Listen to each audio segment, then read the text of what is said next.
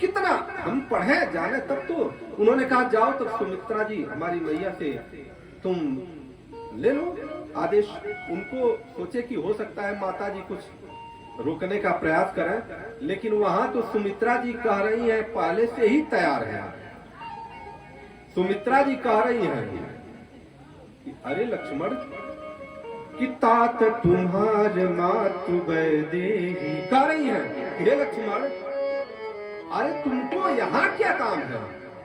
कि तात तुम्हार मातु वैदेही, तात तुम्हार मातु वैदेही, पिता राम सब भांति स्नेही, पिता राम सब भांति स्नेही, अवध तहाँ जहाँ राम निवासो, अवध जहाँ राम निवासो, कहीं दिवस जहाँ भानु प्रकाशो, कहीं दिवस जैसा भानु प्रकाशो, चौपसिया राम बल जाहि। कितनी मजेदार बात है, सुनिएगा। चौपसिया राम बल देही, चौपसिया राम बल जाहि, चौपसिया राम बल जाहि, अवध तुम्हारे काजू का छुनाई, अवध तुम्हारे काज का चुनाई, अवध तुम्हारे काजू का छुनाई, अवध तुम्हारे काज का चुनाई, मैया ऐसी बन भी जाए, मैया ऐसी बन भी जाए, माता सुमित्रा जता जय श्री राम कथा।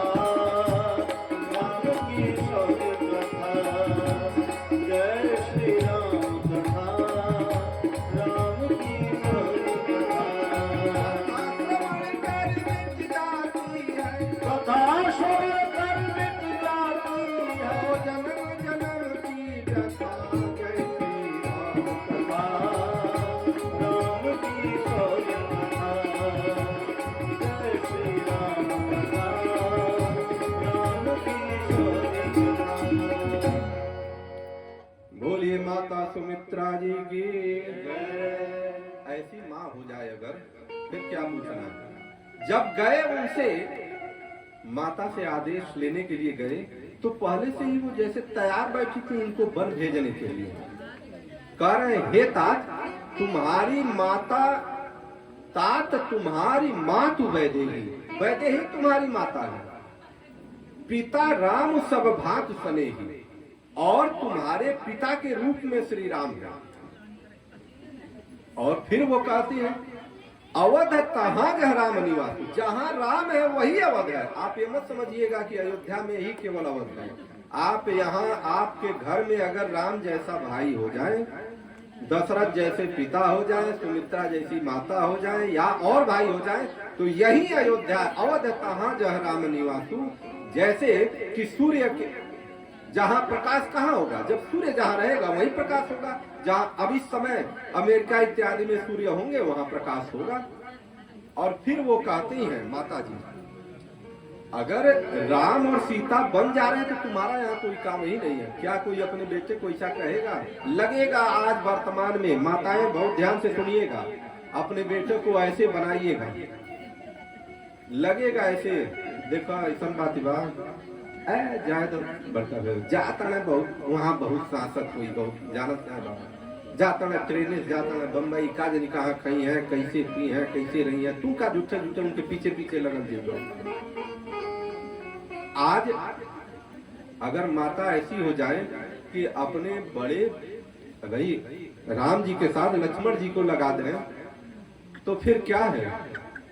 फिर कहीं जहां श्री रामचंद्र जी होंगे वहीं राजगद्दी हो जाएगी, रामचंद्र जी जहां गए वहीं राजगद्दी हो गई। हर आदमी तैयार है, निषाद राज कह रहा है हमारी गद्दी ले लीजिए, वहां सुग्रीव कह रहे हैं कि भाई हमारी गद्दी लीजिए, वहां लंका विजय करने के पहले ही उन्होंने विभीषण को दे दिया कि ले लीजिए। कारण यही है कि जब आप छोड़ने की आदत रखेंगे, त्याग की आदत रखेंगे, तपस्या की आदत रखेंगे, किसी भी प्रकार की उपलब्धि प्राप्त होगी, चाहे पढ़ाई हो, लिखाई हो, किसी भी प्रकार के वैभव की बात हो। यहाँ पर माता जी, अब लोग कहते हैं कि 14 वर्ष तक लक्ष्मण जी सोए नहीं, इसका भी रहस्य है। श्री रामचरितमानस अगर जो पढ़े होंगे वो देखे भी होंगे, लेकिन जो नहीं पढ़े होंगे उनको भी बता, क्योंकि माता जी फिर वो कहती हैं कि राग रोष ईर्षा मद मोह जानि सपने इनके रस हों।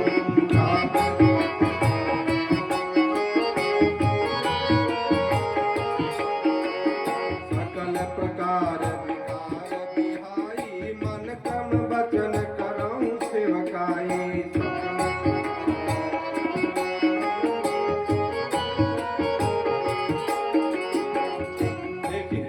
माता जी कह रही हैं कि देखना लक्ष्मण, तुम वन में जाना तो राग रोष ईर्ष्या इत्यादि सपने में भी नहीं आना चाहिए।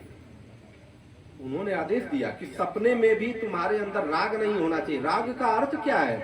यहाँ ध्यान दीजिए, राग, अनुराग और वैराग्य 3 चीजें हैं। राग जब व्यक्ति अपने माता पिता भाई बंधु इत्यादि से बहुत माने उसके मोह में फंस जाता है तो वो राग हो जाता है।